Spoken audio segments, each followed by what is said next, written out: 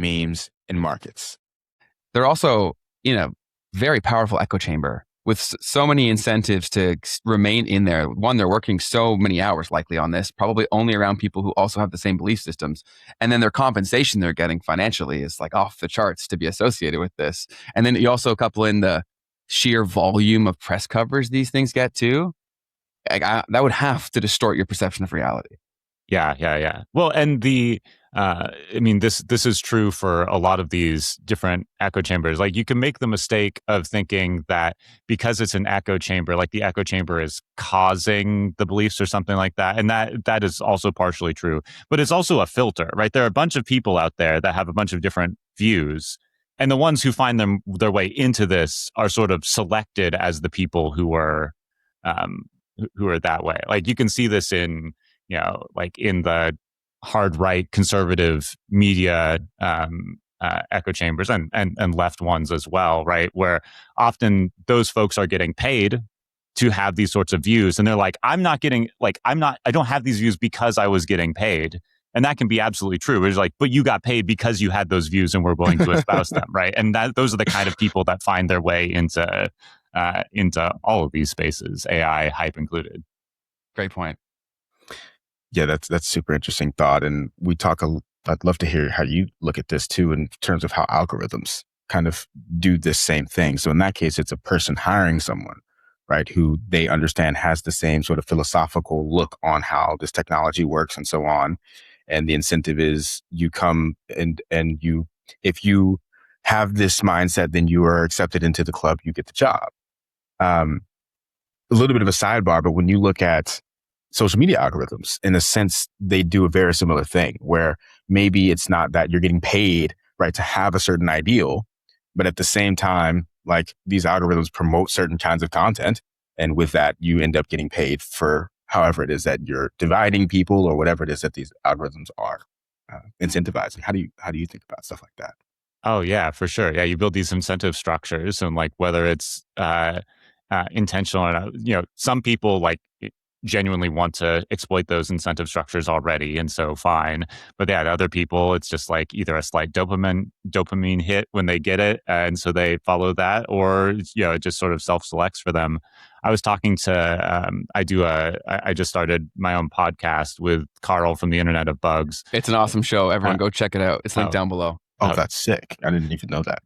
That's cool. Thanks so much. But I was talking to Carl about this the other day, where he's like, I bear some responsibility for this, because he was doing some design for essentially like a online publication, like newspaper, I think. But they were figuring out, okay, how do we sort the comments at the bottom? Like, there weren't that many options, right? You could just do them by date, or you do them by something else. And they did them by like, most comments or response or activity, right? So essentially a sort by controversial kind of thing. And, that just like worked the best, and like, great. And plus we can filter stuff out because we're a small enough publication. But then you find out that you just apply that sort of algorithm, like, which is not putting your thumb on the scale that much, you wouldn't think. But like, that's the way that you just end up with Nazi stuff all over the internet, because like, this gets the most interaction, and you don't see the like measured, reasonable, like non-racist responses lower down. Yes. So yeah, these algorithm structures are so well laid out. Because that's a very good point, right? Is that people misconstrue. They think that it's saying it's the best. It's like, no, it's just creating the most activity or the most response. And oftentimes the worst things actually create that. That's why these comment sections across the internet have just become cesspools of negativity and hate. It's crazy. And a lot of people who didn't have the conviction or confidence to film themselves, their version of becoming a content creator became a comment arguer. So like, they live for the comments. This is massive over on Instagram. And so that's a big point of that too, is that the incentive structures there got these people attention. And you'll see across YouTube or Instagram, when someone gets their first comment that blows up, they start replying back being like, thank you so much for this, as if it's a massive deal that people like their comment. So the dopamine loop gets hooked there. It's super fascinating to watch, but you laid that out really well. Yeah. And like, there's nothing, it doesn't matter that that sort of stuff, right? Like, I still get real excited when I get oh man, I made some Reddit comment on RMBA or something like that. Like, made a joke. People loved my joke. Like, you feel good about it. Like, in and of itself, there's nothing wrong with that. But when you don't realize what what that can lead to and the sort of addictions, not to mention what that does with how that's related to truth, right? And giving you an honest perception of what other people think about things. Well, 100%. And then it also gets people chasing too, right? Because if they do it the next time and then it didn't work, they didn't get the kind of response they do, then they're like, okay, well, what do I have to do now? They start thinking about, not about what do I want to say, what will I say that will get a reaction? And there's a lot of people that are very active participants amongst communities where their brain is there and they don't even realize that, which is the scariest part. How do you guys think about that with your podcast here? Like, how do you balance that in terms of creating stuff that you think will generate enough feedback and excitement, but not letting yourself sort of sell out to the algorithm? It's a fine balance. It's one where we play the game to a point, but understand that the whole mission is to get them here to where a dialogue can take place that they can even participate in. So before everything that's posted, we're like, we will think through, does this make sense for us? Does it align with our values to a degree? But you also do have to understand where you're finding people across the internet. And if you don't play the game of that first few seconds as that touch point, then you'll lose them. So we try to ethically attract attention or ethically play the game of clickbait, whatever it may be. How about you? Yeah, I'm not big enough yet where on any of my platforms where I'm thinking about that as much. But my general take is if I do stuff that I believe is true and I get sort of some personal satisfaction out of it and I let that be the guide, then I'm going to be happy with it. One thing that's helped me personally in like my content creation side is that I view it as, so it gives me two or three things. One thing is it scratches some of that academic itch of I liked writing papers. I like putting my ideas together in ways that made sense to me and learning new things. And so this gives me that avenue. So if nobody watched it, I would still enjoy doing it. And then the other part is that my incentive, like my financial incentive in these things are, I'm kind of creating a brand for myself and then I do consulting and those sorts of things. And so that's a way where like, all right, if the channel gets huge or not, doesn't particularly matter.